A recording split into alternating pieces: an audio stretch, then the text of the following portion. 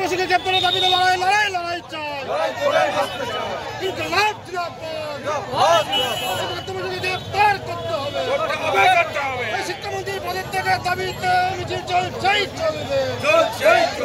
শিক্ষামন্ত্রীর পদত্যাগের দাবিতে মিছিল চলছেই চলবে।